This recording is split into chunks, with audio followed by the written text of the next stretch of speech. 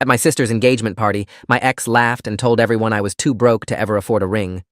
She stopped laughing when her fiancé's boss walked in, looked at me, and said, "Sir, I didn't expect to see you here tonight." The champagne glass in Victoria's hand froze halfway to her lips. Her laugh, that sharp, cutting sound I remembered too well, died in her throat. Every person in the room turned to look at the man in the doorway, then at me, then back again.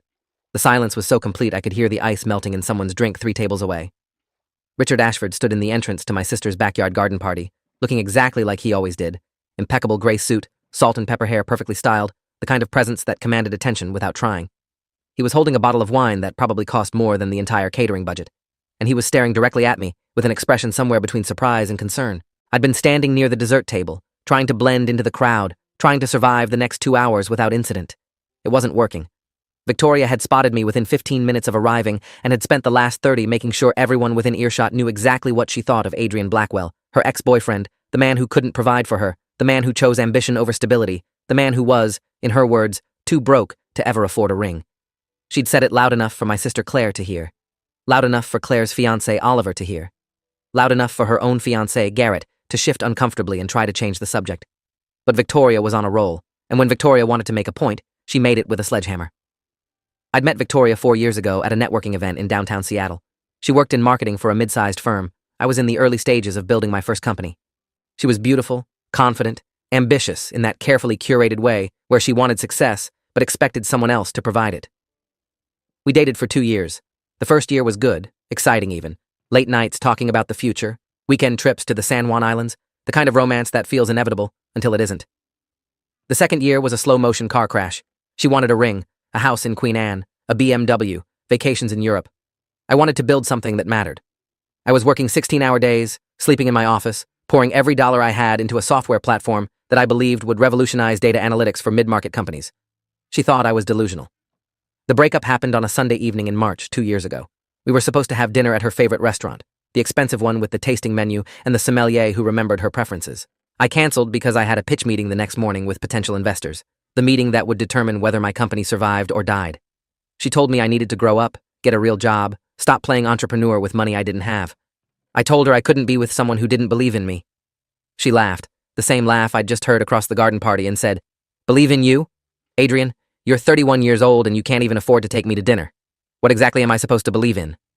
That was the last conversation we had. Until tonight. My sister Claire's engagement party was supposed to be a small, intimate gathering. 50 people, she'd said. Close friends and family. When she invited me 3 weeks ago, I'd asked if Victoria was on the guest list. Claire had hesitated, then explained that Oliver's family and Victoria's family had been friends for years, that Victoria and Garrett were engaged themselves, that it would be awkward not to invite them. I could have said no. I could have made up an excuse about work, travel, anything. But Claire was my only sibling, my best friend growing up, the person who'd believed in me when Victoria didn't. So I said yes. I showed up in jeans and a button-down shirt, driving my aging Nissan Altima, looking exactly like what Victoria expected, a struggling entrepreneur who never quite made it. What Victoria didn't know, what almost no one at this party knew except for Claire and my parents, was that the pitch meeting I'd canceled dinner for 2 years ago had been successful. Extremely successful.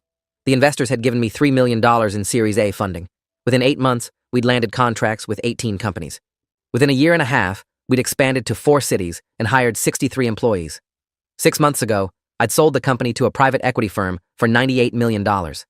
My personal take, after splitting with my co-founders and paying investors, was $42 million. I was 33 years old, semi-retired, and spending most of my time working as an advisor and investor in early-stage companies. I sat on 3 corporate boards. I had more money than I knew what to do with. And I drove a 10-year-old Nissan because I didn't care about impressing anyone. Victoria had cornered me about 20 minutes into the party while I was getting a drink from the bar. She looked good, I had to admit that. Blonde hair styled in beach waves, a dress that probably cost a month of her salary, diamond earrings that caught the light. She was with Garrett, her fiancé, a tall guy with a friendly face who worked in account management for some company I'd never heard of. "Adrian," she'd said, her voice dripping with false sweetness. "I didn't expect to see you here. Don't you have some startup to run into the ground?" I'd smiled politely. "Good to see you too, Victoria. Congratulations on your engagement." Garrett had extended his hand, oblivious to the tension. "Garrett Phillips, nice to meet you." "Adrian Blackwell," I'd said, shaking his hand. "Congratulations to both of you." That should have been the end of it. A polite exchange, a graceful exit. But Victoria wasn't satisfied with polite. She never was. Over the next 30 minutes, she managed to work me into at least 3 separate conversations, each time making sure to mention my failures, my lack of success, my inability to provide the kind of life a woman deserved. She told her friends about the time I'd given her a birthday gift I'd made myself because I couldn't afford to buy something nice. She told Oliver's parents about how I'd lived in a studio apartment with a roommate well into my 20s. She told everyone within hearing distance about how I'd chosen my business over her, how I'd prioritized some pipe dream over our relationship, how I was too broke to ever afford a ring. I didn't correct her. I didn't defend myself. I just stood there, sipping my beer, watching her perform.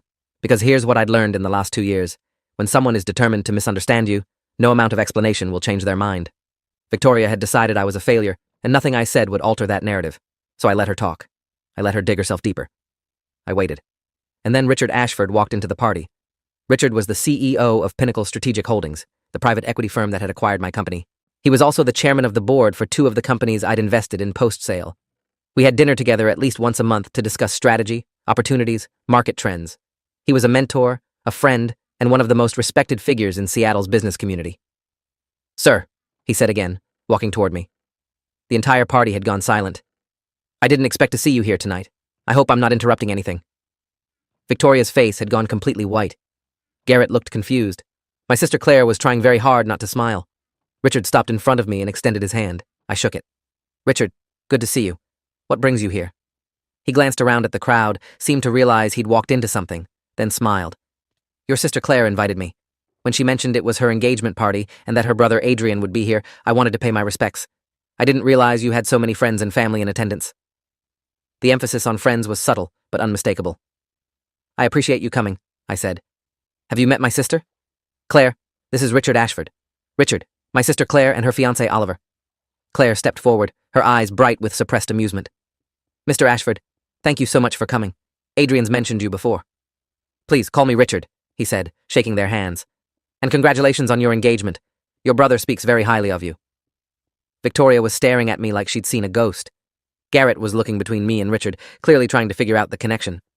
And then Garrett's expression changed. Recognition dawned. His face went pale. "Mr. Ashford?"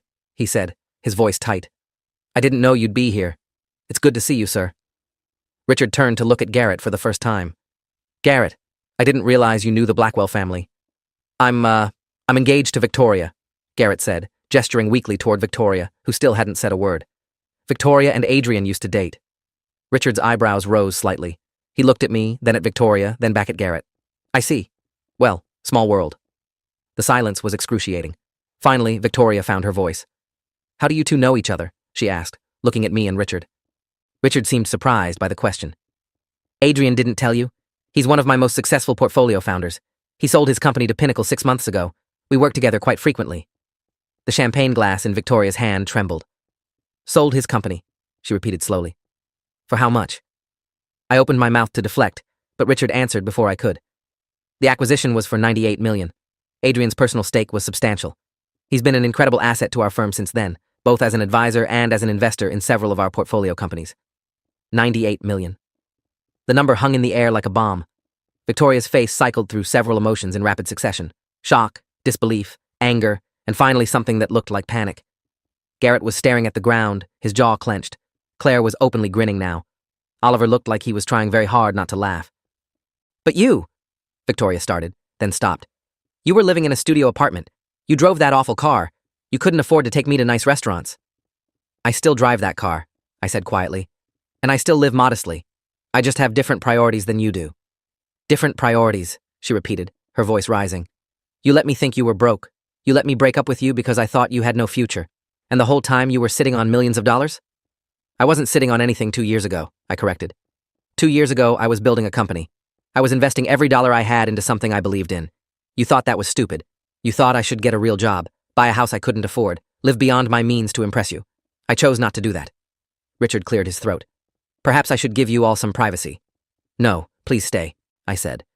"You came to celebrate my sister's engagement. Don't let this interrupt that."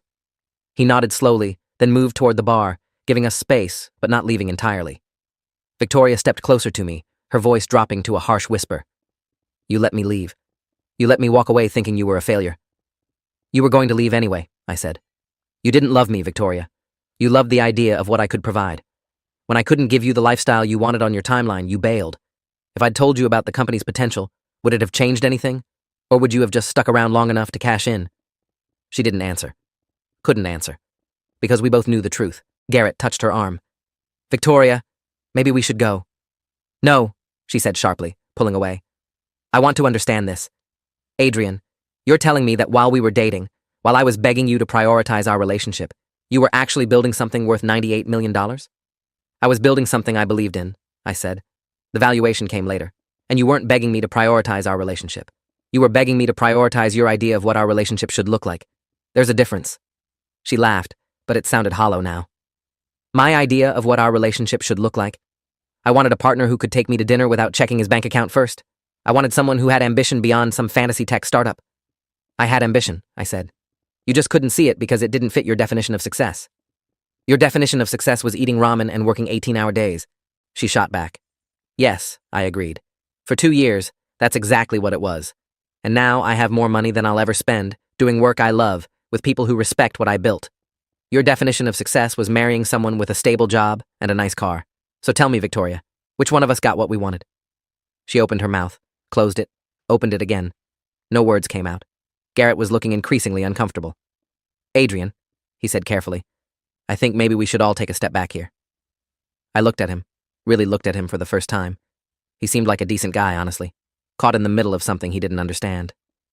You're right, I said. I apologize, Garrett. This is between me and Victoria. It's not fair to drag you into it.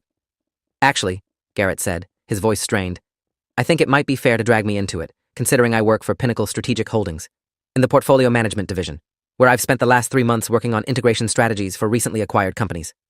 The color drained from his face as he said it, including a software analytics company called Databridge Solutions. My company. My former company.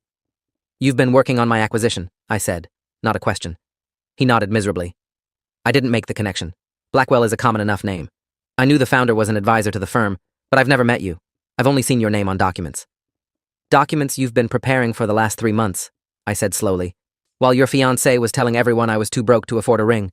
He didn't respond. What could he say? Victoria's face had gone from white to red to white again. This is insane, she whispered. This can't be happening. What can't be happening? I asked. The fact that I succeeded? Or the fact that you're realizing you walked away from someone who became exactly what you claimed to want? You were never what I wanted, she said, but her voice lacked conviction. What I wanted was someone who valued me enough to give me security. You chose your company over me. I chose my dreams over your demands, I corrected. There's a difference. And honestly, Victoria, looking at you now, I'm grateful you left. Because if you'd stayed, if I'd given in to what you wanted, I never would have built what I built. I would have taken some corporate job I hated, bought a house I couldn't afford, and spent the rest of my life wondering what could have been. Richard had been watching from the bar, and now he approached again. Adrian, I apologize for the intrusion. I didn't realize my presence would cause such a disruption. It's not your fault, I said. You didn't know you were walking into an ambush. An ambush? Victoria's voice shot up an octave. You're the one who's been lying about who you are. I haven't lied about anything, I said calmly. I just don't advertise my bank account to people who wouldn't have cared about me when it was empty. Richard looked at Victoria, his expression unreadable. Ms. Langley, is it? She nodded, speechless. I feel compelled to point out that Adrian is one of the most brilliant entrepreneurs I've had the privilege of working with. He built Databridge from nothing. He bootstrapped it for 18 months before taking any outside funding. He worked without salary for the first 2 years to keep the company afloat. What he accomplished was extraordinary, and he did it with integrity, intelligence, and an incredible work ethic. If you couldn't see that in him 2 years ago, that's unfortunate, but don't mistake his humility for dishonesty. The rebuke was polite, but devastating. Victoria looked like she wanted to disappear into the ground. Garrett was staring at his shoes. My sister Claire chose that moment to intervene. Why don't we all get some food? She suggested brightly. The caterers just brought out the main course. People began moving toward the buffet tables, grateful for an excuse to escape the tension. Richard touched my arm. Walk with me for a moment? We moved toward the edge of the garden, away from the crowd. I'm sorry, he said once we were alone. I had no idea I'd be walking into that situation. Your sister invited me last week, mentioned it was her engagement party. I thought it would be a nice gesture to attend. I didn't realize your ex-girlfriend would be here, or that she had such a, shall we say, inaccurate understanding of your circumstances. It's fine, I said. Actually, it's better than fine. I've been standing here for the last hour listening to her tell everyone what a failure I am. Having you walk in and contradict that narrative was more satisfying than I want to admit. He smiled slightly. I noticed you didn't correct her yourself. Would you have believed me if I had? I asked. Or would I have just sounded defensive? Sometimes the best response to someone's narrative is to let them commit to it fully before revealing the truth. That's a rather strategic approach to a personal situation, Richard observed. I learned from the best, I said, nodding toward him. He laughed. Well, for what it's worth, I think you handled it with remarkable grace. Though I have to ask, what's Garrett's situation? He clearly had no idea who you were, despite working on your acquisition files for 3 months. Different divisions, I explained. He's in portfolio management, integration side. I work mostly with you and the executive team on strategy. Our paths wouldn't have crossed. Still, he should have recognized your name. Blackwell is common, and honestly, I prefer to keep a low profile. The fewer people who know about the sale, the better. I don't want to be treated differently. You're one of the only people I know who sold a company for nearly $100 million and still drives a 10-year-old car, Richard said, shaking his head. What's your secret? No secret. I just don't confuse net worth with self-worth. We talked for a few more minutes about upcoming board meetings, potential investments, the usual business discussions. Then Richard excused himself to congratulate Claire properly, and I was left alone at the edge of the garden, watching the party continue without me. Victoria found me there 20 minutes later. She approached slowly, like she was walking through a minefield. Can we talk? She asked. We are talking. Privately. I gestured to the empty corner of the garden. This is as private as it gets. She wrapped her arms around herself, despite the warm evening. I don't know what to say. Then don't say anything, I suggested. I made a mistake, she said quietly. 2 years ago. I made a mistake leaving you. No, you didn't, I said, and I meant it. You left because we wanted different things. That wasn't a mistake. That was honesty. But if I'd stayed, if I'd believed in you, then you would have stayed for the wrong reasons, I interrupted. Victoria, be honest. If I told you right now that I'd give you everything you wanted 2 years ago, the ring, the house, the lifestyle, would you leave Garrett? She hesitated, just for a second, but it was enough. That's what I thought, I said. You don't love me. You never did. You loved the potential of what I could provide. And when that potential seemed unlikely, you left. Now you're realizing you bet on the wrong horse, and you're trying to figure out if it's too late to switch bets. That's not fair, she protested. Isn't it? Tell me, what do you actually know about me? Not what I do for a living or how much money I have, but me as a person. What do I care about? What keeps me up at night? What makes me happy? She opened her mouth, then closed it. Exactly. You don't know. You never cared to know. You cared about whether I could afford the restaurant you wanted, the trips you wanted, the life you wanted, and when I couldn't deliver that on your timeline, I became worthless to you. I cared about you, she insisted, but her voice was weak. You cared about the version of me that fit your plans, I corrected. The real me, the person who was willing to sacrifice everything to build something meaningful, that person terrified you. Because if I succeeded, it would mean all your practical concerns were wrong, and if I failed, well, then you were right to leave. Either way, you couldn't lose. So what? You're saying I'm some kind of gold digger? I'm saying you're someone who confused financial security with love. And I'm saying I'm grateful we figured that out before either of us wasted more time. She was quiet for a long moment. Then she asked, Do you hate me? No, I said honestly. I don't feel much of anything for you anymore. That's probably the saddest part. We spent 2 years together, and now you're just someone I used to know. But you let me humiliate myself tonight, she said, anger creeping back into her voice. You stood there and let me tell everyone you were a failure when you knew it wasn't true. I stood there and let you reveal who you are, I said. There's a difference. I didn't make you say those things, Victoria. You chose to say them. You chose to mock me, to belittle me, to make sure everyone knew you thought I was worthless. I just didn't stop you. Why would I? You were telling everyone exactly what you believed to be true. The fact that you were wrong isn't my fault. You could have told me about the company sale. You could have told me you'd succeeded. Why? So you could feel bad about leaving? So you could regret your choice? I don't owe you that information. We broke up 2 years ago. What I've done since then is none of your business. She started crying then, quiet tears that she tried to hide by looking away. I really did love you, Adrian. Maybe not the way you needed, but I did. I know, I said gently. And I loved you too. But we wanted different things. You wanted security. I wanted purpose. Those aren't compatible in a partner. Not when you're building something from nothing. What if I was wrong? She asked.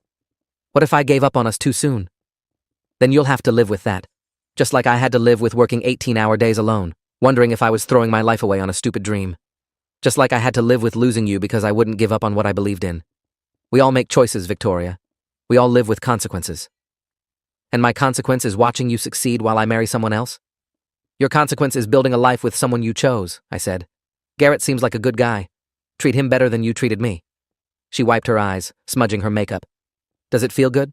Proving me wrong? No, I admitted. It just feels empty. I didn't build my company to prove you wrong. Victoria.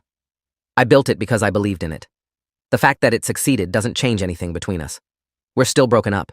You're still engaged to someone else. I'm still the same person I was when you left, just with more money in my bank account. Nothing fundamental has changed. Everything has changed, she whispered. For you, maybe. Not for me. She stood there for another moment, then turned and walked away. I watched her rejoin Garrett at one of the tables. He put his arm around her, and she leaned into him. From a distance, they looked like any other engaged couple at a party. Happy. Normal. Except I could see the tension in Garrett's shoulders, the way he kept glancing at Richard across the garden, the way Victoria's smile didn't quite reach her eyes. The rest of the party passed without incident. Richard spent time talking with my parents, who seemed both honored and slightly overwhelmed by his presence. Claire pulled me aside at one point and hugged me tightly. Thank you for not making a scene, she whispered. I know that must have been hard. She made the scene, I said. I just let her finish it. Still, you could have been cruel. You weren't. What's the point? Being cruel would just make me like her. Oliver found me later, looking apologetic. I'm sorry about inviting them. I had no idea there was that much history there. It's your engagement party. You can invite whoever you want. Still, if I'd known she was going to act like that, you would have invited them anyway, because Victoria's family and yours have been friends for years. It's fine, Oliver. Really. He hesitated, then said, Is it true? About the company sale? Yeah. 98 million? Yeah. And you drive a Nissan? I laughed. I drive a Nissan. That's either incredibly humble or incredibly stupid. I haven't decided which. Probably both, I admitted. The party wound down around 10. Guests started leaving, offering congratulations to Claire and Oliver, thanking them for a lovely evening. Victoria and Garrett left without saying goodbye to me. I watched them walk to his car, a leased BMW that probably ate up a third of his salary. They looked like the picture-perfect couple, successful, attractive, on their way to a comfortable suburban life. I wondered if Victoria would tell him about our conversation, or if she'd bury it under layers of rationalization and denial. Richard found me as he was leaving. Take care of yourself, Adrian, and don't let people like that diminish what you've accomplished. I won't. Good. Oh, and one more thing. He pulled out his phone, typed something quickly, then showed me the screen. It was an email to his executive assistant. Schedule Adrian Blackwell for next board meeting. Full presentation on Q4 investment opportunities. Garrett Phillips to attend as note-taker. He looked at me with a slight smile. I figure Garrett should get to know the person whose files he's been working on. Don't you think? I couldn't help but smile back. That's ruthless. That's business. See you next week. He left, and I helped Claire and Oliver clean up. My parents had already gone home, leaving the three of us to pack up decorations, stack chairs, dispose of trash. We worked in comfortable silence for a while. Then Claire said, You know, when I invited Richard, I was hoping he'd show up. I thought it might be good for Victoria to see that you'd made something of yourself. You set this up? I asked, surprised. Not exactly. I genuinely did want Richard to come celebrate with us. But I may have mentioned to him that some of your old friends would be there, including an ex who'd never understood what you were building. I may have suggested that his presence would be appreciated. Claire. What? I'm your sister. I'm allowed to be protective. Victoria spent 2 years making you feel like you weren't good enough. She broke up with you at the exact moment you needed support the most. She doesn't get to rewrite that history just because you succeeded. So you invited the CEO of a billion-dollar private equity firm to your engagement party to prove a point? I invited a family friend to celebrate an important milestone, Claire said innocently. The fact that his presence also revealed some uncomfortable truths is just a bonus. Oliver laughed. I love you, but you're terrifying. I prefer strategically thoughtful, Claire said. We finished cleaning up around midnight. I hugged my sister goodbye, congratulated Oliver again, and drove home in my aging Nissan, windows down, radio off, thinking about the evening. Victoria's face when Richard said 98 million. Garrett's expression when he realized I was his boss's boss's boss. The way the entire party had shifted in the span of 5 minutes, from mockery to stunned silence to awkward reverence. It should have felt good. It should have felt like vindication, like justice, like proof that I'd made the right choices. But instead, it just felt sad. Sad that Victoria had spent 2 years married to a narrative that wasn't true. Sad that she'd built a life with someone while carrying the weight of what she thought she'd lost. Sad that the only way she'd learn the truth was through public humiliation at my sister's engagement party. I got home around 12:30, poured myself a glass of bourbon, and sat on my balcony overlooking the city. My phone buzzed. A text from Claire. Thank you for coming tonight. I know it wasn't easy. Love you, big brother. I texted back. Love you too. Congratulations again. Another buzz. This one from Richard. Interesting evening. Lunch next week to discuss the Garrett situation? Sure. Thursday work? Perfect. My assistant will send details. I set my phone down and looked out at the Seattle skyline. Somewhere out there, Victoria was probably lying awake, trying to process what had happened, trying to figure out if she'd made the biggest mistake of her life by leaving me, trying to calculate whether it was too late to fix it. And the truth was, I didn't care. Not because I was angry or bitter, but because I'd moved on. Not just financially, though that was part of it, but emotionally. I'd built a life that didn't include her. I'd found success on my own terms. I'd surrounded myself with people who believed in me when I was eating ramen and sleeping on an air mattress, not people who only showed up after the exit. The next morning, I woke up to 17 missed calls and 38 text messages. Most were from people who'd been at the party, suddenly very interested in getting together for coffee, lunch, drinks. People who hadn't spoken to me in years but now wanted to catch up and hear about what I was working on.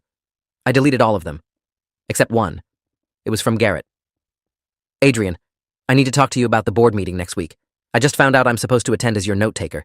Can we meet before then? I want to understand the situation better. Also, I'm sorry about Victoria's behavior last night. That wasn't okay. I stared at the message for a long time. Garrett was in an impossible position. He'd been working on my acquisition files for 3 months without knowing I was the founder. He was engaged to my ex-girlfriend who'd publicly humiliated me at the party where he'd met me for the first time. And now, his boss had assigned him to work directly under me at a board meeting. I could ignore the message. I could let him twist in the wind. God knows I'd earned that right. But Garrett hadn't done anything wrong. He wasn't the one who'd mocked me. He'd actually tried to get Victoria to stop several times. He was just a decent guy who happened to be engaged to someone with terrible judgment. I texted back. Coffee Monday morning? There's a place near Pike Place Market called Morning Glory. 8 a.m. He responded within seconds. I'll be there. Thank you. Monday morning arrived gray and drizzly, classic Seattle weather. I got to Morning Glory at 7:45, ordered my usual black coffee, and sat at a table near the window. Garrett showed up at exactly 8 a.m., looking nervous and underdressed in business casual when I was in jeans and a hoodie. Thanks for meeting me, he said, sitting down across from me. Of course. I don't really know where to start, he admitted. Start wherever you want. We've got time. He took a breath. I've been working on the data bridge integration for 3 months. I've read every document, every financial report, every strategic brief. I knew the founder was a genius. I knew he'd built something extraordinary. I had no idea that founder was you. More specifically, I had no idea that founder was my fiance's ex-boyfriend, who she's spent the last 2 years calling a failure. To be fair, I said, I was a failure when she knew me. Or at least, I looked like one. No money, no stability, no clear path to success. She wasn't entirely wrong to be concerned. She was wrong to mock you, Garrett said firmly. At the party, before Richard showed up, she was cruel. I should have stopped her earlier. I'm sorry I didn't. Why didn't you? He looked uncomfortable. Honestly? Because she's been weird about you for months. Every time your name comes up, she gets defensive. She insists you were a loser, that leaving you was the best decision she ever made. I thought if I let her get it out of her system, maybe she'd finally let go. I didn't realize she was trying to convince herself as much as everyone else. Did it work? No.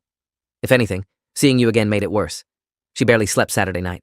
She kept asking me questions about your company, your sale, your current role at Pinnacle. I finally told her to stop, that it didn't matter, that we were building our own life together. Good answer, I said. Is it though?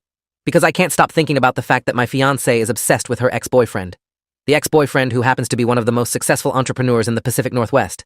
The ex-boyfriend I now have to work with. You don't have to work with me, I said. You could ask for a different assignment. And look like I can't handle it? No. I'm good at my job, Adrian. I earned my position at Pinnacle. I'm not going to let my personal life compromise my professional reputation. Then what do you want from me? He was quiet for a moment. I want to know if Victoria still has feelings for you. The question hung between us like a grenade. Why are you asking me? I said finally. Because you know her better than I do. You dated her for 2 years. You understand how she thinks, what motivates her. I've been with her for 6 months, and I still feel like I don't really know her. 6 months and you're already engaged? Her timeline, Garrett admitted. She wanted to be married by 35. She's 33. I thought, why wait if we both want the same things? Do you both want the same things? I thought we did. Now I'm not so sure. I took a sip of coffee, thinking about how to answer. Victoria is complicated, I said finally. She's ambitious, intelligent, and she knows what she wants. But she's also insecure in a way that makes her need constant validation. She needs to know she made the right choice, married the right person, built the right life. If she thinks she made a mistake, it eats at her. So seeing you succeed undermines her entire narrative, I finished. She left me because I was too focused on my career, too broke, too impractical. If I'd failed, she would have been right. If I'd ended up working some corporate job making $70,000 a year, she could have moved on with confidence. But I didn't fail. I succeeded beyond anything either of us imagined. And now she has to reconcile that with the decision she made. Garrett rubbed his face. So what do I do? That's not my question to answer, I said. But if you want my advice, here it is. Sit down with Victoria and have an honest conversation. Ask her if she still has feelings for me. Ask her if she's marrying you because she loves you or because she's trying to prove she made the right choice by leaving me. Ask her if she can build a life with you without constantly comparing it to the life she could have had with me. And if she says she still has feelings for you, then you deserve to know that before you get married. He nodded slowly. Fair enough. We talked for another hour about the data bridge integration, about the board meeting next week, about his career goals at Pinnacle. He was smart, thorough, exactly the kind of person Richard would want on complex integration projects. I could see why he'd been assigned to my acquisition. As we were leaving, Garrett said, For what it's worth, I'm sorry about how this all played out. You seem like a good guy. You didn't deserve what Victoria said about you. I survived, I said. And honestly, Garrett, I hope you and Victoria figure things out. I hope she realizes what she has with you is valuable on its own terms, not just in comparison to what she didn't have with me. You deserve that. He shook my hand, and we parted ways. I didn't expect to hear from him again outside of work. But 2 days later, my phone rang. Garrett's name on the screen. Hey, I answered. We need to talk, he said. His voice was strained. Is everything okay? Can you meet me? Same coffee shop, 1 hour? I'll be there. I arrived to find Garrett already sitting at our previous table, looking like he hadn't slept. What happened? I asked, sitting down. I took your advice, he said. I sat down with Victoria last night and asked her the hard questions. Asked her if she still had feelings for you, if she was marrying me for the right reasons. All of it. And? She broke down, completely. Started crying, said she didn't know what she felt anymore, said seeing you at the party had messed with her head. She admitted she's been comparing our relationship to yours since the day we met. She said she thought she'd moved on, but seeing you succeed made her question everything. I didn't say anything. What could I say? Then she said something that really got me, Garrett continued. She said, I thought I made the right choice. I thought security and stability were more important than passion and ambition. But Adrian had both. I just couldn't see it. And now he has everything I wanted, and I'm realizing I chose the safe version. Meaning you, I said quietly. He nodded. Meaning me. I'm the safe version. The one who has a stable job and reasonable hours and doesn't work weekends. The one who proposed after 6 months because she wanted a ring. The one who'll give her a comfortable suburban life with 2 kids and a Labrador. There's nothing wrong with that life, I said. I know, but it's not what she really wants. She wants what you have. The success, the recognition, the knowledge that you bet on yourself and won. She wants to be with the version of you that exists now, not the version that existed 2 years ago. And I'm just the consolation prize. So what are you going to do? I called off the engagement, he said. This morning. Told her I couldn't marry someone who was in love with the idea of someone else, even if that someone else didn't want her back. The weight of that statement settled over us. I'm sorry, I said. Don't be. You were right. I deserved to know before we got married, before we bought a house, before we had kids. Better to find out now than 5 years from now when she's resenting me for not being you. For what it's worth, I'm not the person she thinks I am, I said. I know. You're probably more complicated, more flawed, more human than the successful entrepreneur narrative she's built in her head. But that doesn't matter. What matters is she's chasing a fantasy, and I refuse to spend my life competing with it. We sat in silence for a while. Then Garrett asked, Do you still have feelings for her? No, I said honestly. I did, for a while after we broke up. But I let her go. I had to, in order to focus on building my company. And somewhere in that process, I stopped loving her. Now she's just someone I used to know. She asked if there was any chance you'd take her back, Garrett said. I told her to ask you herself, but I don't think she will. Too much pride. The answer would be no, I said. Even if she asked. We wanted different things 2 years ago, and we still want different things now. The only difference is now I have the money to fund those different things, and she's realizing money doesn't change fundamental incompatibility. Well, at least one of us has clarity, Garrett said with a bitter laugh. What will you do now? Move on. Find someone who actually wants to be with me, not with what I represent. Maybe take a break from serious relationships for a while. That's probably smart. He stood to leave, and then paused. The board meeting next week. Do you still want me there? I understand if this makes it too awkward. You're good at your job, I said. Don't let your personal life compromise your professional reputation. Remember? He smiled slightly. I said that, didn't I? You did. And you were right. See you next week, Garrett. He left, and I sat there for a long time, thinking about Victoria, about Garrett, about the strange chain of events that had started with my sister's engagement party. My phone buzzed, a text from Victoria. Can we talk, please? I stared at the message for a long time. Then I typed back. There's nothing to talk about. I hope you figure out what you really want. But it's not me. Take care of yourself, Victoria. I blocked her number after that, not out of anger, but out of necessity. We'd said everything that needed to be said. Anything more would just be repetition, a loop of regret and recrimination that would help neither of us. 3 months later, I was having lunch with Richard at his favorite downtown restaurant. We'd just finished discussing Q4 investment opportunities when he brought up the subject I'd been avoiding. "Garrett's doing excellent work on the Cascade acquisition," he said casually. "He's one of our best integration managers." "I know. I read his reports." "You know he and Victoria broke up?" "I heard. Because of you." I set down my fork. "Not because of me. Because of her inability to move on." "Semantics," Richard said with a slight smile. "Either way, you're at the center of it." "What's your point?"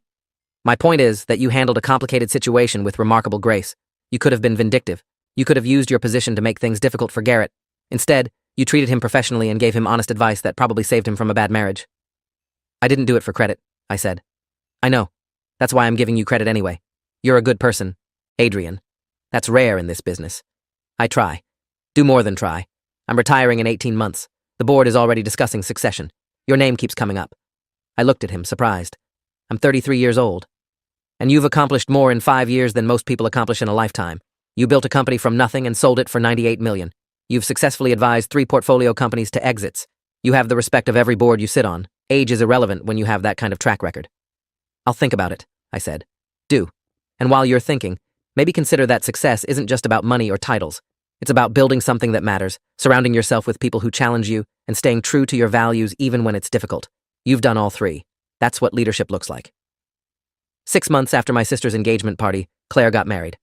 The wedding was beautiful, intimate, exactly what she wanted. I stood up as her man of honor, gave a speech about how she'd always believed in me even when I didn't believe in myself, and watched her marry a man who clearly adored her. Victoria wasn't there. Neither was Garrett. They'd both moved on with their lives, separately. I heard through mutual friends that Victoria had transferred to her company's Austin office, a fresh start somewhere she didn't have to face reminders of her choices. Garrett had been promoted to senior integration manager at Pinnacle and was dating someone from the legal department. As for me, I was still driving my aging Nissan, still living modestly, still investing in companies that excited me. I'd started mentoring young entrepreneurs, the ones who were eating ramen and sleeping on air mattresses and pouring everything they had into dreams that might fail. I knew what that felt like. I wanted to help them succeed. Richard's retirement party was exactly 18 months after my sister's engagement party. The board had officially named me as his successor, Chief Executive Officer of Pinnacle Strategic Holdings. At 34, I was the youngest CEO in the firm's history. My parents came to the announcement event. My mother cried. My father shook my hand and said he was proud of me. Claire hugged me and whispered, "See? I told you that you'd amount to something." I thought about Victoria, wondered if she'd heard the news, wondered if she regretted her choices. Then I realized I didn't care.